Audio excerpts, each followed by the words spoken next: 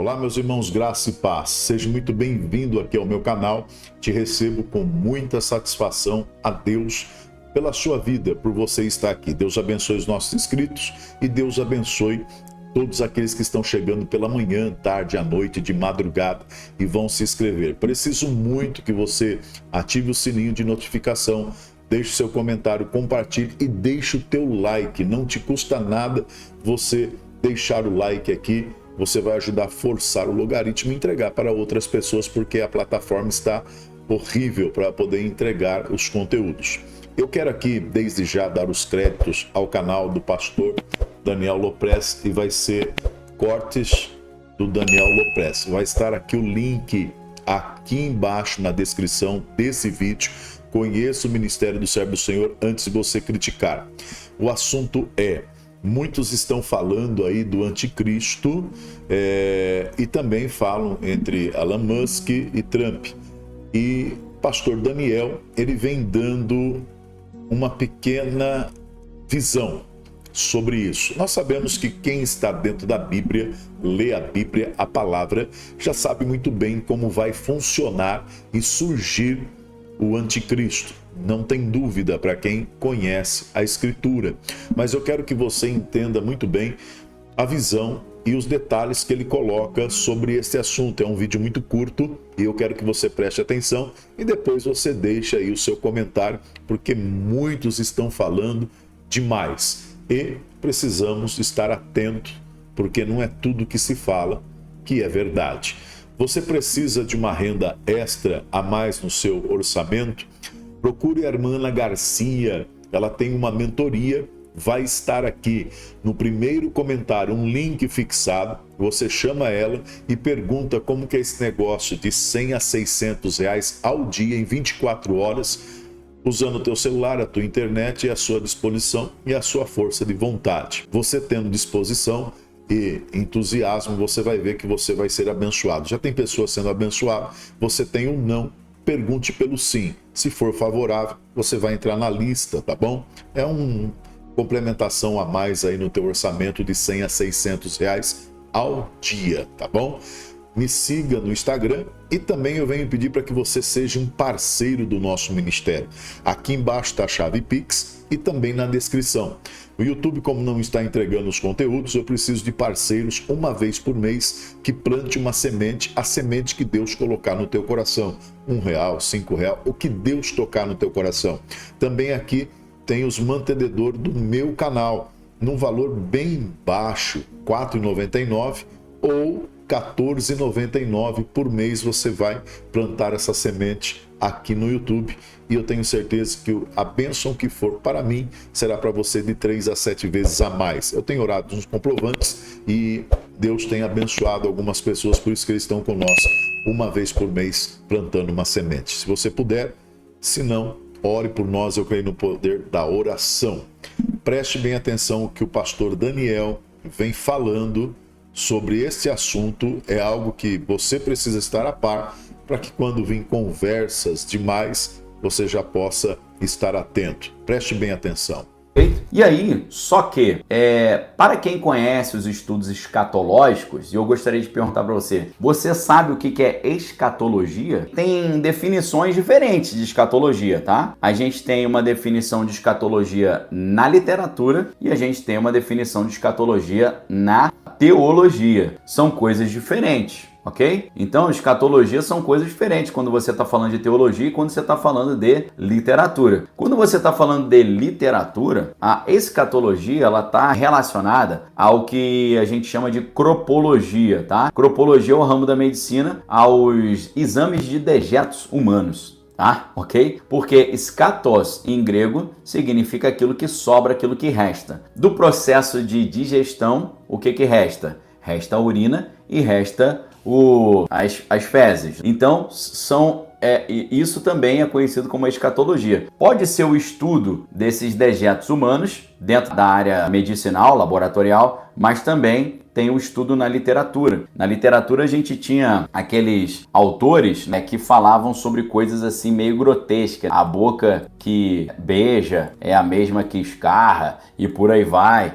Então eu não sei se você se lembra desse tipo de literatura, né, do Augusto dos Anjos. Augusto dos Anjos, ele escrevia mais ou menos assim, né, do versos íntimos, né, vês, ninguém assistiu ao formidável enterro da tua última quimera, somente a ingratidão era pantera, foi tua companheira inseparável. Acostuma-te à lama que te espera, o homem que nesta terra miserável mora entre feras, sente inevitável necessidade de também ser fera. Toma um fósforo, acende cigarro, o beijo amigo é a véspera do escarro. A mão que afaga é a mesma que apedreja. Se alguém causa ainda pena a tua chaga, apedreja essa mão vil que te afaga, escarra nessa boca que te beija. Né? Esse é o poema Versos Íntimos que está ali no Eu e outras poesias ali do Augusto dos Anjos. Augusto dos Anjos, então, é um representante da poesia escatológica, no sentido de que fala de coisas assim meio de excrementos e por aí vai. Agora, a escatologia, no estudo teológico, é aquilo que sobra, não da digestão, mas aquilo que sobra no final dos tempos, é aquilo que resta. Então a escatologia é o estudo do final dos tempos, ou aquilo que resta no final das contas. E para quem estuda escatologia, e você olha um cenário como esse, você vê o que eu falei para vocês. Que a gente está dentro de um enfoque escatológico. O que nós estamos vendo? Há um cara chegando com possibilidade de voltar ao poder, dizendo que vai colocar paz entre o povo de Deus e os seus inimigos, vai acabar com esse conflito na Terra Prometida. Nós vemos o povo de Deus lá se preparando para fazer o ritual de purificação para a construção do terceiro templo, lá com que em hebraico a gente chama de Pará Adomá, que é a novilha vermelha, segundo os critérios que a Bíblia traz em Números capítulo 19, de como a purificação deveria ser feita dos elementos, dos objetos e das pessoas para oficiarem no tabernáculo e no templo. Isso já está tudo pronto, já tem até um altar pronto lá no Monte das Oliveiras, que é o monte que fica de frente ao antigo Monte do Templo. Então está tudo preparado para a reconstrução do terceiro templo, que é um evento muito importante dentro do estudo da escatologia. Além da reconstrução do templo, a gente tem o estabelecimento de paz e a gente tem a criação de um governo mundial. Essas três coisas estão muito bem encaminhadas. Criação de um governo único mundial,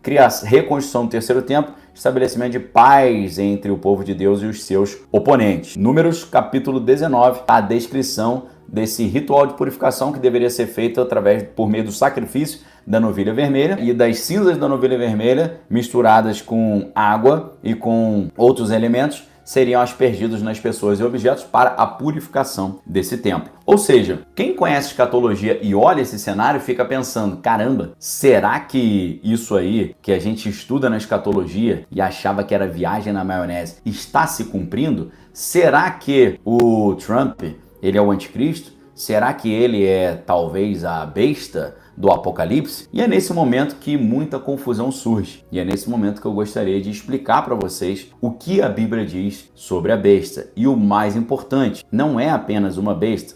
A Bíblia fala sobre duas bestas lá no capítulo 13 do livro de Apocalipse, ok? O que é então esse ser, essa figura que na Bíblia é chamada de a besta do Apocalipse? A besta do Apocalipse é uma criatura que ela vai receber um poder e autoridade do inimigo para dominar sobre o mundo. Todos os países do planeta Terra, eles vão ser instigados e obrigados a adorar a besta e vão receber sua marca na testa ou na mão, ok? Então, em geral, a besta do Apocalipse normalmente é associada com o anticristo. Quando a gente olha o capítulo 13 do livro de Apocalipse, a gente vê no relato do apóstolo João, ele dizendo que essa besta estava saindo do mar. E ela tinha algumas características muito peculiares. Quais características? Essa besta tinha 10 chifres com 10 coroas, 7 cabeças com 7 nomes de blasfêmia, aparência de leopardo, pés de urso e boca de leão. E aí o dragão, que é o inimigo, ele vai dar autoridade e poder a essa besta para governar todo o planeta. E uma das cabeças que essa besta tinha sido ferida ali mortalmente, mas foi ressurreta, assim como Cristo, na morte e ressurreição. E as pessoas se maravilhavam com esse milagre e por causa disso adoraram a besta e o dragão também, e ela tinha poder para lutar contra os santos e vencê-los. Então você tem duas bestas, uma que sai do mar e você tem uma que sai da terra. A segunda besta, aquela que sai da terra, com 2 chifres como um cordeiro e que falava como dragão, essa besta também tinha grande autoridade